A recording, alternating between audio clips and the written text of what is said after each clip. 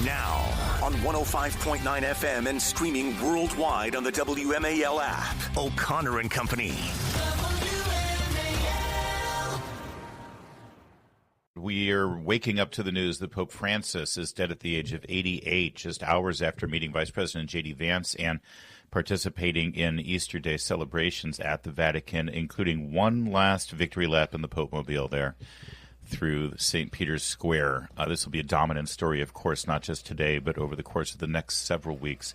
We're going to cover that, plus a whole lot more in the news this morning, as we always do. It's Larry O'Connor and Julie Gunlock, two conservative American Catholics here to analyze this story, Julie. So I'm glad you're by my side this morning. Yeah, good to be here.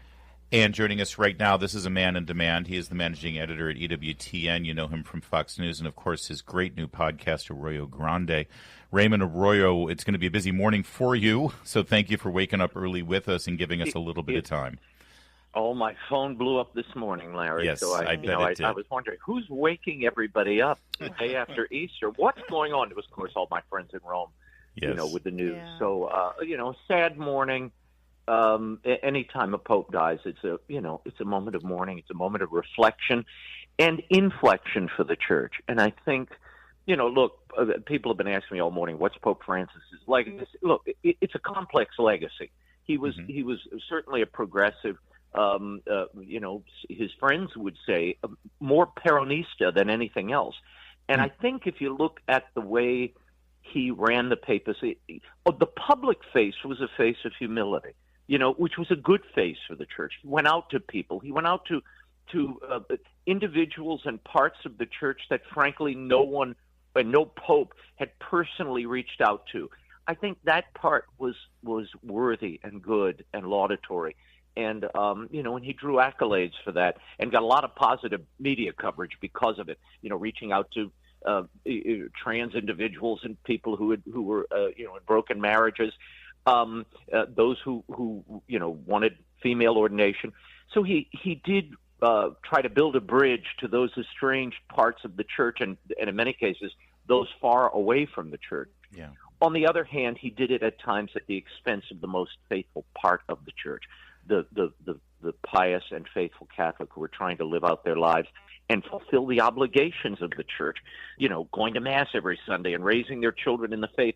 At times, it was almost a disparagement of them, and certainly the liturgy they loved and the devotions they cherished. Look, there'll be a sorting through this legacy in the days ahead, and to see who the next pope should be, what the church.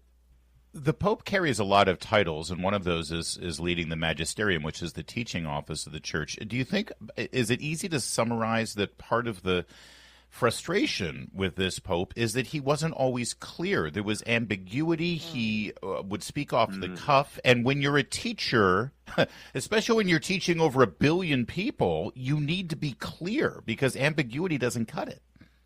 Yeah, well, this is at the heart of the wonder and the challenge of the Pope. We'd never had a Pope who shot off the cuff about ordination of women and major church doctrines or even political issues. He would just sound off. Yeah. He also lived in and it irritates me a little bit because I knew Pope Benedict very well, visited him many times, had lunch with him. He was a dear, holy, good, quiet man. Not disposed in personality for the papacy at all. He was a bookish theologian and a terrible hypochondriac, which is why he resigned early, by the way. But when you look at the contrast here, Benedict was so exacting, so precise, so clear, because part of the role of the papacy, for our non-Catholic friends joining us, the Catholic Church teaches and believes that the Pope is the successor of St. Peter. So when Jesus tells St. Peter, feed my sheep, tend my sheep, okay? Yeah. That's really his job, just to continue the teaching of Jesus Christ and to encourage and confirm the brethren. That's in the scripture. And there were many times where Pope Francis simply went off on his own path and tried to blaze something new. It was, as you mentioned, it was kind of an improv papacy. And that was exciting to watch, and at times for faithful Catholics it came with a bit of terror. So it's a mixed bag. And it's heartbreaking. I mean, but God bless him. Watching these images of him the last day, yesterday the man was in the Pope Mobile. The doctor said, "Don't meet with people for 2 months. Don't go anywhere near the public." But typical Francis, when he came in, he told young people, and I'll never forget this. I was covering this in Brazil. He had a World Youth Day, and he told the young people, "Go out and make a mess. We have to go out and make a mess." And I thought this really is the key to the Francis papacy. You go out and you kind of kick everything over, and we'll figure it out. Everybody will come together and we'll figure it out. Well, the church isn't there for that reason. People turn to the church, and we see, I just did this all weekend on Fox. We are seeing this past Easter a resurgence of converts to the Catholic Church. 1,700 converts in France, thousands in the United States, a 30 to 70% increase in baptisms this Easter in the United States, boys and girls. Yeah. So what's going on there? What is that? That's young people searching for answers. They want something solid, lasting, and eternal. And that's what the Pope is to do, defend the teaching of the Church and offer it with newfound clarity and a passion that fits the time. I'm not always sure if Pope Francis met that mark, but he but look, he certainly gave us an example of what it looks like to go out to your people, even in the last moments when it's very hard. Raymond, really quickly, I want to look forward. I know everybody in the United States is an expert because they all saw Conclave, so everyone's gonna have an opinion. But I really am interested in your opinion. Are there any leaders? Are there any sort of people that have been talked about? I don't follow this very closely, but I'm really interested in if anyone's emerging as sort of, or a couple people that are the leaders as they go into the conclave. Well, there are. Look, there'll be time for this, is what I always say. And I'm not going to look. I have some people. I think there's Cardinal Erdo. There's Zuppi, who's from Bologna, who's more progressive. There's an African bishop, Abongo. There's a lot of people who are Pizzaballa, whom I know, the cardinal, the patriarch of Jerusalem, Cardinal Pier Battista Pizzaballa. Try to say that fast 3 times. Yeah. But he, all of these men are emerging in different ways at different times for different reasons. The question is, what will the cardinals gathered, what do they believe the next pope should look like? What are the qualities they're looking for? And, look, I've covered, this will be my 3rd conclave that I've covered. You see the way they move, and many times the business of electing a pope is really done at dinners and private meetings during the general congregations before the conclave. There's about a week of meetings where the cardinals meet, and those are regimented meetings. About 2:00 in the afternoon, they meet for a few hours. Every cardinal gets up and speaks his piece about an issue in the church. And that gives them a chance to hear everybody, watch everybody, see everybody, okay? Because these men don't know each other. They knew each other more under Benedict and John Paul II than they do now. France, for whatever reason, kept the cardinals apart for great long stretches. And the synod that he had was by invite only, so every cardinal wasn't invited, and he invited lay people in. So it fractured the unity of the College of Cardinals. That's why I think this is a total wild card who's going to come out of this conclave. Okay? Race Fines aside, that's really not how business is done. It's far less dramatic, and most of the stuff is basically done at dinners, private meetings. And look, they do, I know some of the cardinals in the past who have essentially whipped for candidates. I knew one of the guys who was kind of, going dinner to dinner, meeting to meeting, trying to encourage cardinals to vote for Benedict, and similarly for Pope Francis. So there is a quiet campaign that goes on in the interregnum, and that's what we're in now, between the death of the Pope and the election of the next. This is the interregnum period. It's exciting. This is a big turning point. For no matter who you are, no matter what your faith, the Catholic Church is important and the papacy is important for this reason. This is the oldest communion on the planet. It's the one that boasts it was founded by Jesus Christ. It has a lineage of men that goes right back to St. Peter. And when the Pope speaks, he speaks the central Catholic and Christian doctrine. Yes. And we need some figure in the middle of the world to be that spokesman, that representative for the gospel. That's who the Pope is. Whether you believe in Catholicism or not, or a member of the communion or not, that's who he represents to the larger world. And it's why we keep paying attention to this man in white. Amen to that. And as we enter this very interesting and I agree exciting moment, Saint Pope John Paul II, please pray for us. Raymond Arroyo. And Benedict. And Benedict. And Pope Benedict. Well, he's not technically a saint yet, so that's why. But yes, Pope Benedict. Yeah, well, in my mind, he is. He was and can I get one little thing in, Sure. Larry, before I go? There's something that's annoyed me. You're going to hear this about 1,001 times, and every time you hear it, I hope you'll think of my voice. They say Pope Francis was so humble. Look, he lived in a little apartment. He took an apartment in the Vatican. He didn't live in that grandiose apostolic palace that Benedict and John Paul lived in. Let me tell you something. I visited Benedict many, many times in that drafty, horrible corner apartment that was just a whitewashed room with a desk and a single bed. That's how Benedict XVI lived. It was hardly a palatial apartment. It was a humble theologian's it was smaller than the apartment he lived in outside the Vatican, okay? And it was drafty. And the last time I saw him, I'm going to cry. Last time I saw him, he had a blanket over his shoulders. This is when he was Pope, and he's writing at his desk. I said, look at you. You look like Cochise. And he said, I don't know Cochise. Who's Cochise? So I had to explain to him. And I said, what are you doing? He said, it's drafty in here. It's so drafty in here. That's the conditions he lived in.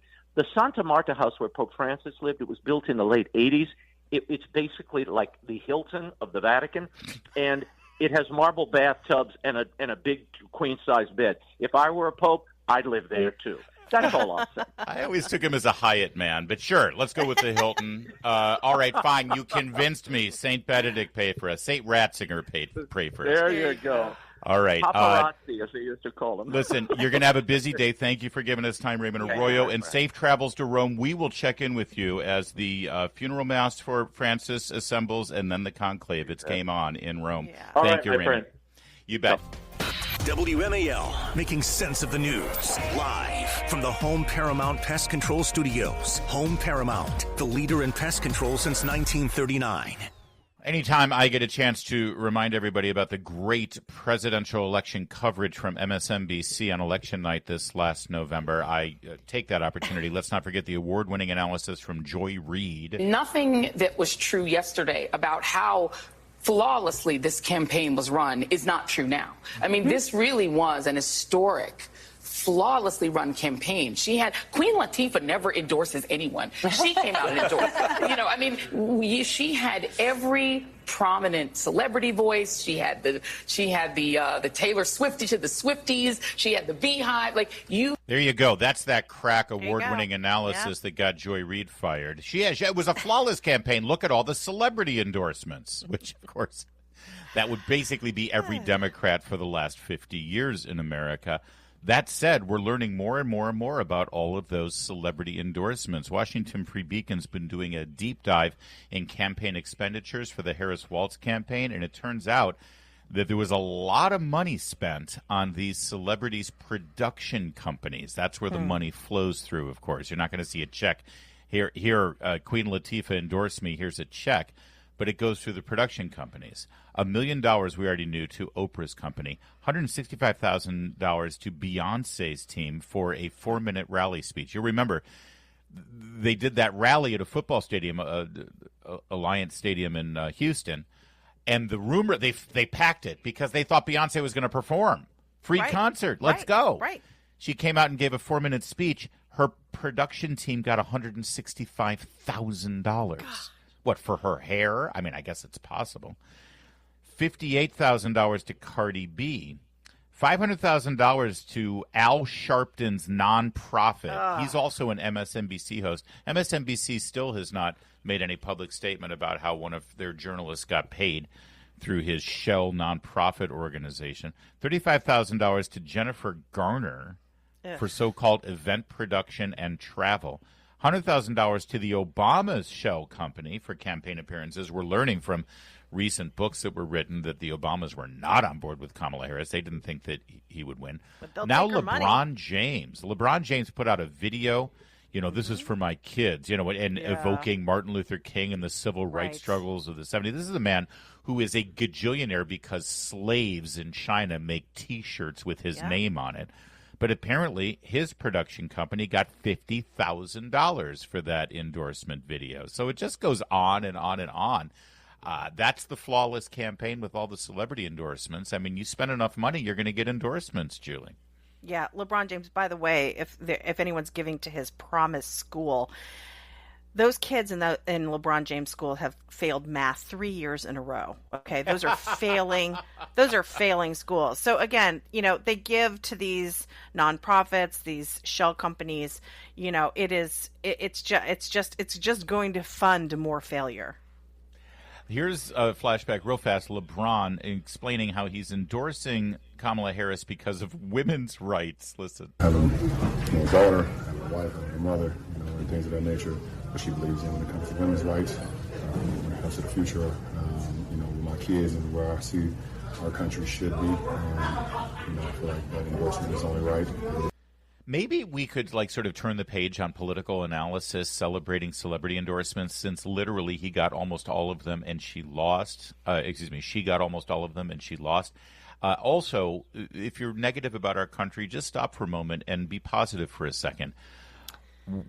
Donald Trump lost the vote of all the people who do what LeBron James and Taylor Swift tell them they should do with their vote, and he still won. That's a good thing. Yeah, okay, and LeBron, if you really care about women and you're an athlete, maybe speak out about dudes like you failed athletes going into women's sports. That would convince me you really care about women, like you say. It's 8:24. Coming up, we're going to talk to Tim Graham. He's the executive editor at NewsBusters and Media Research Center. We'll talk about the passing of the Pope and the White House's funny Easter message and how the media is covering both. Keep it here. It's 8:30. Now on 105.9 FM and streaming worldwide on the WMAL app. O'Connor and Company. It's 8:36. Chris Plant will be doing the Chris Plant Show in 30 minutes. It's Larry O'Connor with Julie Gunlock. Julie, we often talk about the bias in the media and the politicization of news coverage, but oftentimes it's because they're just stupid. They're bad. They're reflexively liberal, and so they shoot everything through that lens without actually thinking before they write a headline. And if you agree with that thesis, then when it comes to covering things a little more complex, like, I don't know, the Catholic Church and the passing of a pope, well, it's like times 10. Perfect example, the Wall Street Journal. Pope Francis, who sought to refocus the Catholic Church to promote social and economic justice rather than traditional moral teachings, has died. Social and economic justice is a traditional moral teaching of the Catholic Church. The Catholic Church invented social and economic justice. That's right. Well, I mean, Jesus Christ did. The Catholic Church just, put it into practice. Joining us now to reflect on that and other atrocities from your friends in the corporate legacy media is Tim Graham. He is at Media Research Center, of course, and he's executive editor of NewsBusters. There's something bad in the media. Who you going to call? NewsBusters. Hi, Tim. Hey, that's, when we first we were trying to come up with a name, and most of us, when somebody threw that out, were like, don't. We weren't really fond of it, but there you go. So listen, you've only had a couple of hours to soak it in, but the corporate legacy media is just jumping right in there, and it's because liberals run these places. That's how they're covering the Francis death, right? Yeah, I think that is a great example. The one about traditional moral teachings versus justice. Another one of these tweets was like, the church went from conservative teachings to inclusion. Right. They always. So, it's everything in the world is conservatives versus nice stuff. What's interesting, though, Tim, is there seems to be a lack of mention of, God, Jesus Christ, Christianity. I think that was a big part of Francis's legacy. Well, back in years ago, we used to do an annual religion study of TV news and the networks, and from that you learn, yes, they put religion through the political grinder.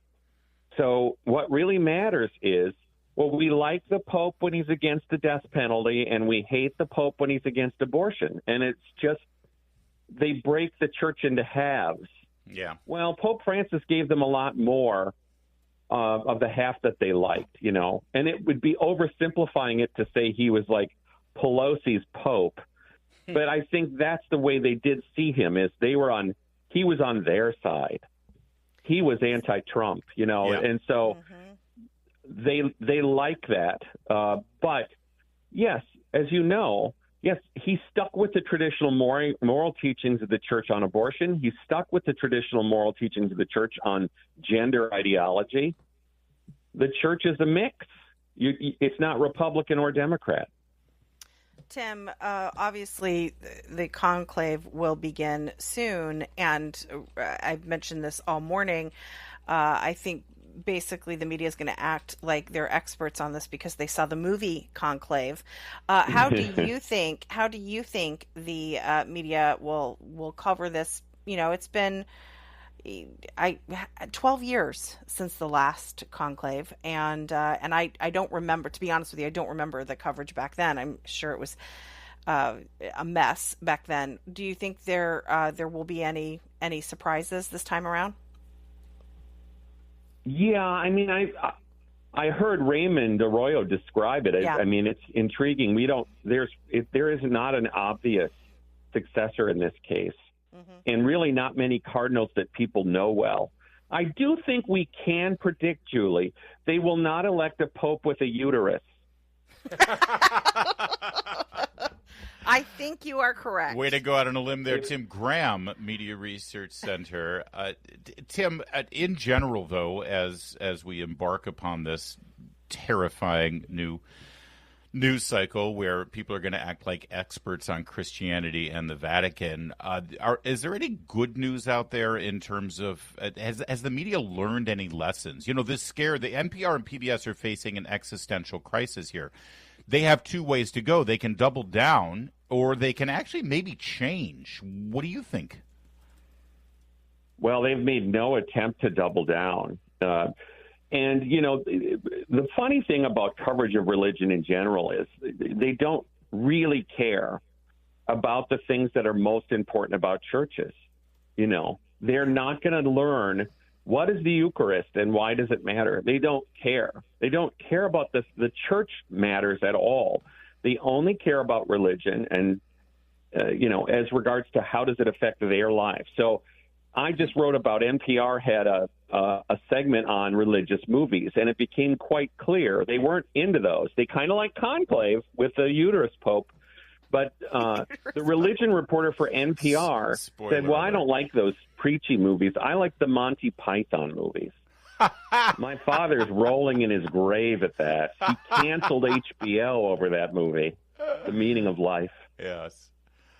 Meanwhile, just as a quick follow-up, though, on NPR and PBS specifically, because Media Research Center has been the tip of the spear here on forcing the hand here with regard to defunding. We're hearing from the administration that it looks like they're going to move forward with this rescission notice to the Senate. Are the votes there? Are we finally actually going to see NPR die the death it deserves?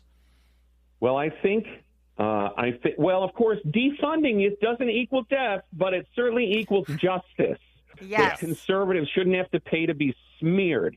But I think that we are pretty hopeful about the House passing it.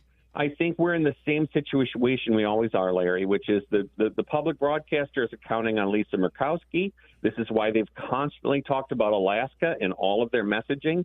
They're going to work on the Susan Collins. They're going to look at the usual people they think they can get on the squishy side.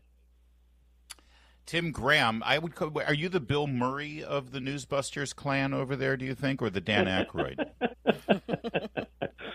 Well, I want to be the geekiest. Maybe that makes me act right. All right. I'm not the coolest, that's for sure. Wait, I'm sorry. Is Curtis Houck the coolest? I mean, this is a low bar, Graham. I actually think most of us are not very cool. We'll give that to Bill D'Agostino. He's probably the coolest. Tim Graham, NewsBusters Media Research Center. Thanks for joining us. It's 8:43. WMAL, making sense of the border, because laws either matter or they don't. Download the WMAL app to stream us for free.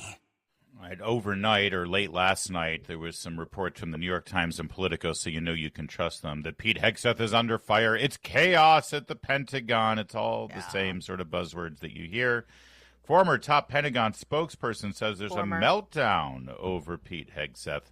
That's according to Politico. Dysfunction is a major distraction for the president. Deserves better from his senior leadership. Here's the problem. There were a bunch of people who got sort of dismissed over the last week or so because of leaks, because of inappropriate behavior. And that's actually good. You want to get rid of people who are causing problems. Yeah. Let's not forget. But this was also written. You say according to Politico. This was written by the former chief Pentagon spokesperson. Okay, worked for Trump 1, and then he got kind of involved in a couple of these like early scandals, not really scandals, but early kind of messaging issues, and so he resigned. I think he was going to be fired, and so then he wrote this piece. Yeah. So oh hi, a disgruntled former employee. Right? Which they don't really go into. Let's role. Not remember the Wall Street Journal had the big breaking story that everybody repeated all over the media about the fact that Trump's special envoy, when he was on that Signal conversation, was in Moscow using his personal device. It was false. It was wrong. Right. He was on a secure device given to him by the embassy that had Signal loaded onto it. Preloaded. No retractions, no apologies. Right. You can't trust these same media outfits when they throw this out. I have no doubt that there are people at the Pentagon who are unhappy with Pete Hegseth. That's why he's there. To get rid of those people or to get those people in line. Here's my biggest takeaway out of this whole, Hegseth under fire again. The clock is ticking for Hegseth. Knives are up for Hegseth. Yep. This was planted last night because this was supposed to be the big story today. Pope Francis had a different headline mind, so that bounced it. But the bottom line is, yesterday, late afternoon, it was determined that it was time for this story to break, so this could be the big story of Monday. You know what that tells me? It tells me that Chris Van Hollen and MS-13 and Maryland Man was a loser. Yesterday was their big day to make Chris Van Hollen the hero. He did the full Ginsburg on all the morning shows, and it was exposed that he had never asked the guy if he was MS-13 while he was there, like he didn't matter. He said, I don't see why it matters whether I talk to the widow of this person who was murdered by a gang member. And, by the way, he admitted that taxpayers paid for his trip. All of that was a disaster for Chris Van Hollen and the Democrats. So last night they decided, change the subject. Let's talk about Pete Hegseth. Absolutely. And I want to be very clear here. This is a Politico story that is classified. If you look under the classification, it says opinion. Yeah. It is an opinion piece by a man who was fired. He resigned under sort of a cloud of scandal from the Pentagon. Okay, so this is not a news report. This is one man's opinion of chaos, and Pete Hegseth is going to be fired. This is not news. This is opinion. Last night, on this article on the X platform, the Democrat account replied to it and said, Pete Hegseth needs to go. Pete Hegseth replied and said, your agenda is illegals, trans, and DEI, all of which are no longer allowed at the Pentagon. It's 8:52. That's a wrap, Julie Gunlock. Thank you for your insights today. Appreciate it on that developing big, huge story.